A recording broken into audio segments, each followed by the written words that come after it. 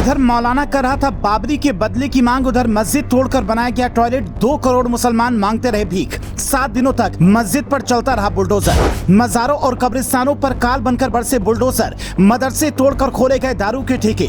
टोपी पहनने वाले मुसलमानों की आई ऐसी शामत, घुटने टेकने पर मजबूर हुए मुल्ला मौलवी। नमाज पढ़ना भूल जाइए, अजान भी भूल जाइए, बुर्खा पहना तो देना होगा मोटा जुर्माना। दाढ़ी रखने वाले मुसलमानों की सजा सुनकर कांप उठेगी रूह।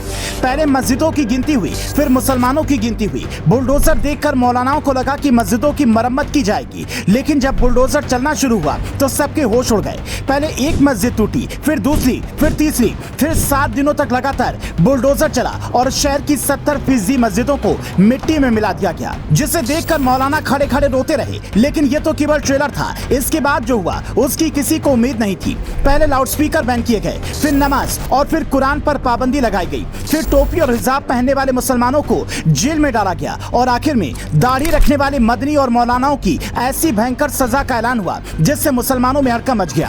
कैसे जब पूरे देश में राम मंदिर को लेकर बवाल मच रहा था तो दूसरी तरफ मस्जिदों को सार्वजनिक शौचालय में बदला जा रहा था। इस पूरी कहानी के बारे में आपको इस 3 मिनट की रिपोर्ट में आगे बताएंगे, लेकिन उससे पहले आपको 2 करोड़ मुसलमानों के नर्क से बदतर हालत से आपको रूबरू कराते हैं। मुसलमानों को लेकर मोदी सरकार कोई भी फैसला लेती है तो पूरे देश में बवाल मच जाता है। नेताओं और मौलानाओं से लेकर बुद्धिजीवी तक सब सड़कों पर उतर आते हैं और तोड़फोड़ करने से पहले एक बार भी नहीं सोचते।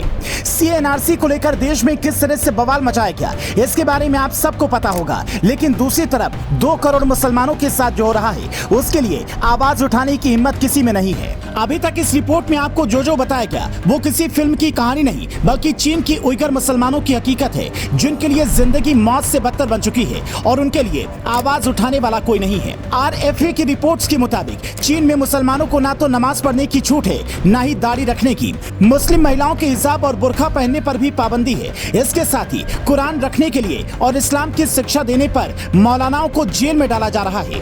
2016 से चीन में मस्जिदों में सुधार करने का एक अभियान चलाया जा रहा है, जिसके तहत बड़े पैमाने पर मस्जिदों, दरगाहों और कब्रिस्तानों को तोड़ा जा रहा है। तोड़ी गई ज्यादातर मस्जिदों को सार्वजनिक शौचालय में बदला जा रहा है और मस्जिदों की दीवारों से टॉयलेट की सीढ़ियां बनाई जा रही हैं। इसके अलावा मदरसों को तोड़कर शराब के ठेके खोले जा रहे हैं और मज़ारों और कब्रिस्तानों को पार्क में तब्दील किया जा रहा है। ये सब चीन में तब हो रहा है जब भारत में हिंदुओं की आस्था के प्रतीक राम मंदिर के निर्माण की बात हो रही थी। भारत में रहने वाले करोड़ों हिंदुओं की आस्था पर बनी बाबरी मस्जिद को हटाकर फिर से राम मंदिर बनाए जाने पर मौलानाओं ने जमकर बवाल मचाया था, लेकिन उनमें से किसी ने भी हिम्मत नहीं दिखाई कि चीन में जिस तरह से मस्जिदों को तोड़कर सार्वजनिक शौचालय बनाए जा रहे हैं उसके खिलाफ कोई आवाज उठा सके। ये सब चीन में पिछले कई सालों से होता रहा है और हाल ही में एक बार फिर से चीन में प्राचीन मस्जिद को तोड़े जाने पर जमकर बवाल मचा हुआ है, जिस पर अपने आप को इस्लाम का रहनुमा बताने वाले अरब देश और पाकिस्तान सबने चुप्पी साधी हुई है। कुल मिलाकर कहा जाए तो चीन मस्जिदों का शमशान घाट बनाने पर तुला हुआ है, जिस पर किसी का ध्यान नहीं है। इस पूरे मामले को लेकर आपकी क्या राय है, हमें वीडियो में कमेंट करके बताएं।